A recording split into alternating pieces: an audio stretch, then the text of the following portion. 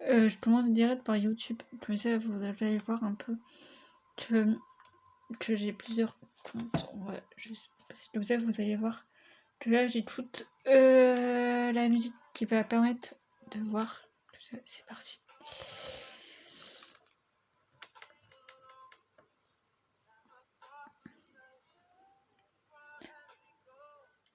Hey tout le monde, aujourd'hui on se retrouve pour une formation spéciale YouTube, on dit transfert, porteur, etc.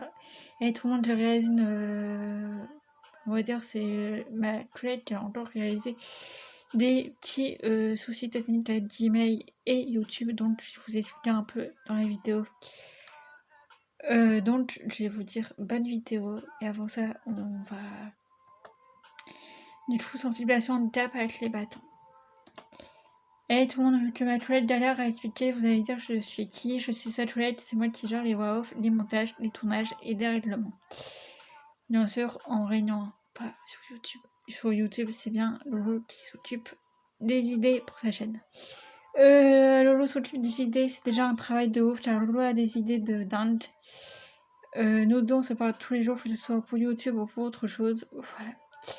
Elle m'a appelé au secours, car son étape ne permet pas d'expliquer. C'est parti. Qu'est-ce que c'est le polyhandicap? Le polyhandicap, hémiplégie, tétraplégie et aussi MC, quand il y a 3 handicaps qui sont liés, ça s'appelle une forme de handicap. C'est-à-dire un polyhandicap, tétraplégie, Lolo ne sait pas marcher, elle se déplace en transfert porteur. Hémiplégie, sa main droite est paralysée. Et son EMC, c'est bien la mémoire. Voilà.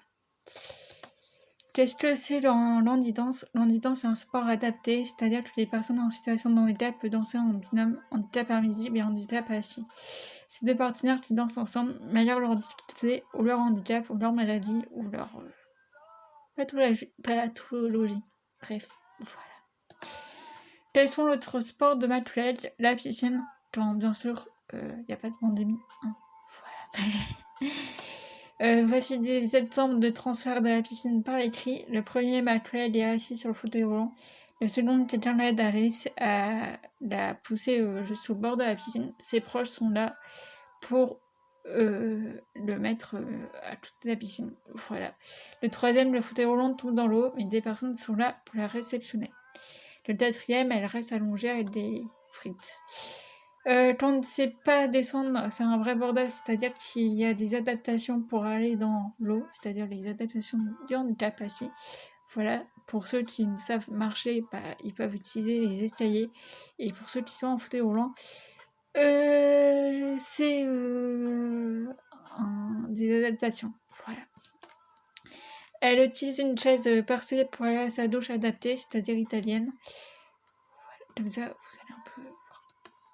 Ensuite, vous allez détruire un peu une douche italienne et un peu des poignées, parce que c'est très utile quand on est en situation de handicap d'avoir des douches adaptées et des poignées adaptées aussi. Voilà. Les transferts porteurs, Lolo elle fait tous les jours, c'est-à-dire du matin au soir. Elle peut être fatiguée parce que les transferts porteurs c'est fatigant. Donc ça peut être en rail, c'est-à-dire en rail c'est sur le plafond, il y a des le rail c'est vraiment sur le plafond et c'est moderne depuis récemment. Voilà. Ensuite il y a des chaises percées ou des monte-escaliers qui peuvent être utiles pour elle. Ensuite, il y a des autres transferts que j'ai pas expliqué aujourd'hui parce que sinon ça va durer longtemps.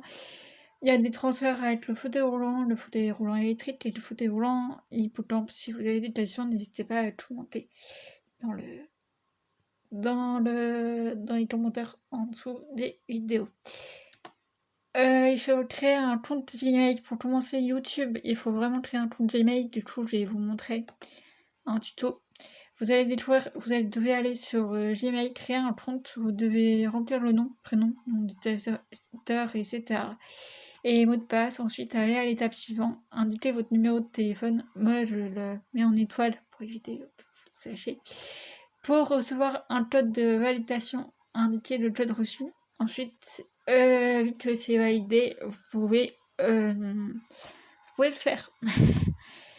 De retirer le numéro de téléphone indiqué si vous ne souhaitez pas qu'il reste associé à votre compte Google. Indiquez une adresse email de récupération utile pour sécuriser votre compte et utile aussi pour récupérer si vous perdez votre adresse email un jour. Ou votre mot de passe, ça peut arriver. D'indiquer votre naissance, jour, mois, année, c'est obligatoire. Et d'indiquer votre tête, c'est obligatoire. Mais vous pouvez indiquer non précisé, vous avez le droit.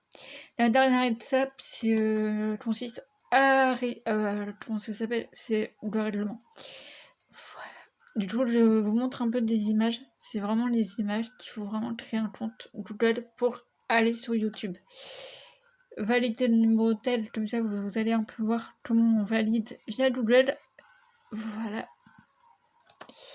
Pour YouTube, que vous avez un compte Gmail, vous pouvez accéder directement à la plateforme, votre ordinateur automatiquement, votre identifiant, et vous devez accepter le règlement approprié à YouTube qui est le même que Google, mais vous devez accepter.